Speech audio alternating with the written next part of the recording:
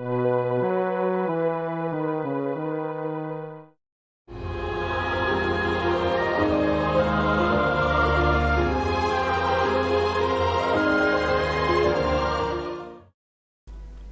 and published by Microids in 2022, Siberia: The World Before picks up on Kate Walker's continuing adventures with a heartwarming journey of self-discovery. The game begins with Kate being held captive by a militia roughly a year after the previous game events, and made to do forced labour in a mine. It is not long before she makes a chance finding of a portrait that looks remarkably like her, but which was completed many years earlier during World War II. Compelled by her fellow captive friend Katusha to find it, she manages to escape to freedom, and thus begins her new adventure. I was a bit concerned a few years earlier when I played the prologue section of the game during a demo, and for a couple of different reasons. The biggest one was performance, as on my older PC the frame rate was terrible, even on the lowest settings. Thankfully, on a newer PC bought since then, the gameplay is much better. However, there are still dips in frame rate in certain scenes, albeit on maximum settings this time, so it's hard to say whether any optimisations have been made since then.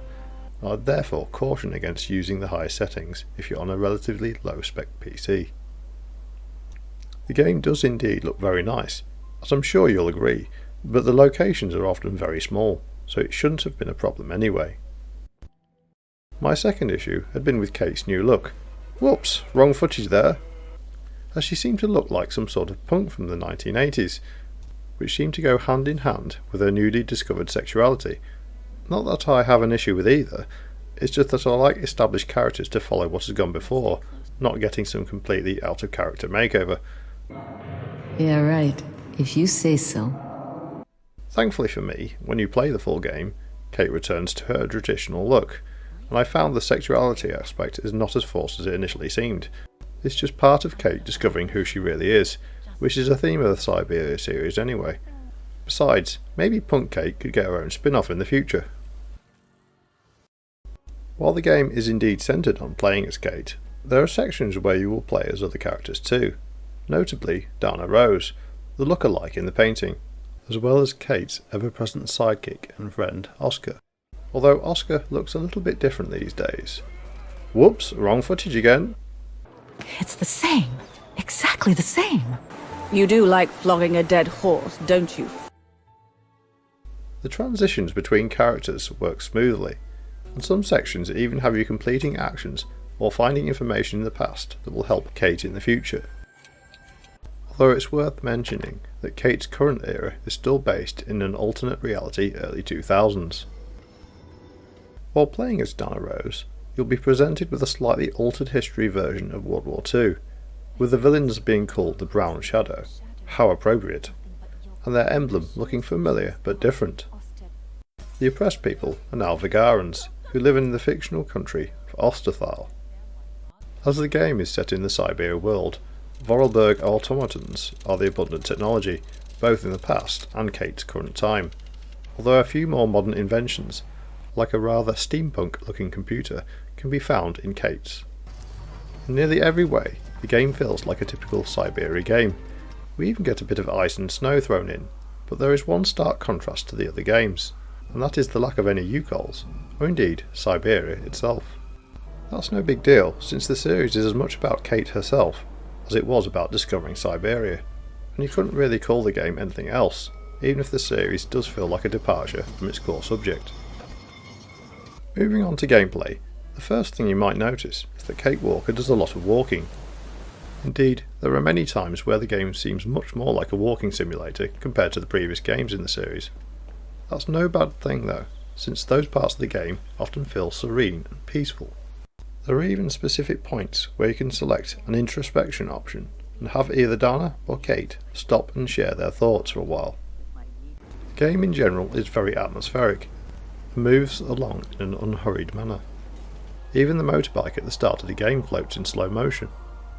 There are plenty of things to pick up and read, with some of these being needed to continue the story, and although you may inevitably end up skipping a lot of the text, there are bound to be some sections that may pique your curiosity a little more. Documents and photographs can be reviewed from your journal. and other inventory items can be easily selected through a pop-up menu when an action is required on an object. The game is relatively mild in terms of adult content, apart from Kate continuing her vandalism from the previous game, and people pointing guns at each other. Statistically speaking, it is highly improbable that you'll meet anybody, good or bad. Oh, and a big hairy man going ape. It's all the rage these days, you know. Some snogging, and the occasional swear word. Poor if you'll pardon my French. So you should have a relatively safe experience, unless you find Dana's 1940s underwear provocative. Bit too close to the edge, if you ask me. I should find a safer spot. Being the type of game it is, puzzles will always make an appearance, and in this game, they generally involve following a methodical approach.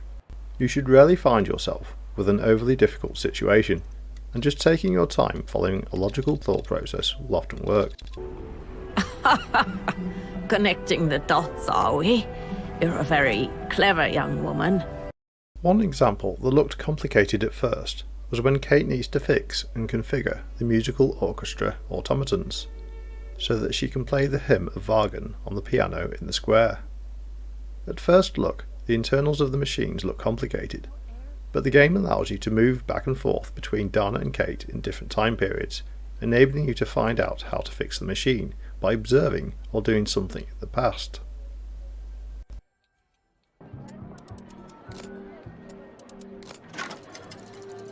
There are a couple of sections in the game that follow a similar format, with another being when you are first introduced to the mechanic, whereby Kate needs to find a way to open an old chest in the attic of the refuge.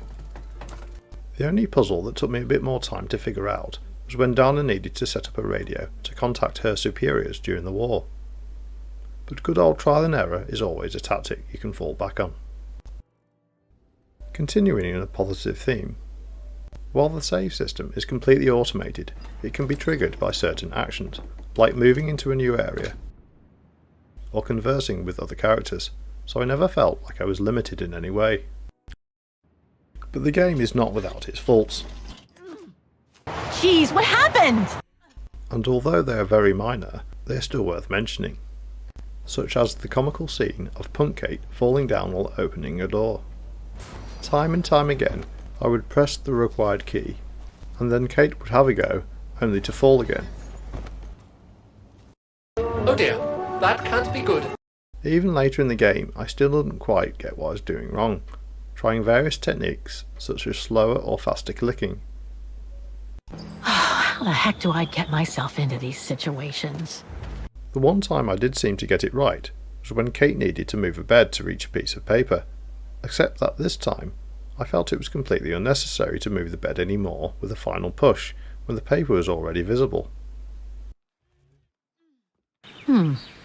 Pretty sure that's a bad idea.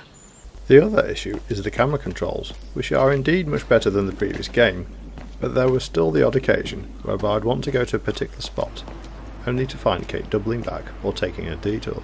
Oh, and I know most phones are cordless these days, but I'm still quite surprised by cordless payphones, since without a wire, anybody could just walk off with it. The dialogue and voice acting is generally decent, and mostly without fault, with only a very small issue being when Kate's voice didn't quite match the text, but that would be nitpicking. I'm sorry, but it's against company rules. I can't allow it, Fräulein. Okay, thanks anyway. However, it is the music that is the star of the show, with it being used effectively to create an appropriate atmosphere throughout the game. You could argue that it does become a little repetitive, since you'll hear the hymn of Wagner on multiple occasions, but it is there to create a link between scenes, and it is very much a central part of this particular story. I never encountered any bugs or crashes that I remember, and as I mentioned earlier, performance does have a question mark attached, but stability and decent loading times are pluses too, so on the whole you should have a good experience. In summary, this game feels like a departure from the previous games in the series, being more the adventures of Kate Walker than Siberia, but that's no bad thing, and is only a light-hearted way of saying that the story is now following a different path, one which will hopefully be continued in the near future. Besides, I think that it's a good thing that the story was quite different, since the original Siberia adventures were pretty much concluded in the previous games. With beautiful scenery and a memorable soundtrack, you'll hopefully enjoy this game as much as I did. Alright, but maybe you ought not to say this in public. On that note, thank you for watching, and please leave a comment below. Goodbye. Thank you. I should go now. Auf Wiedersehen, Fräulein. Come back again. There's an end to everything, Oscar. Isn't there?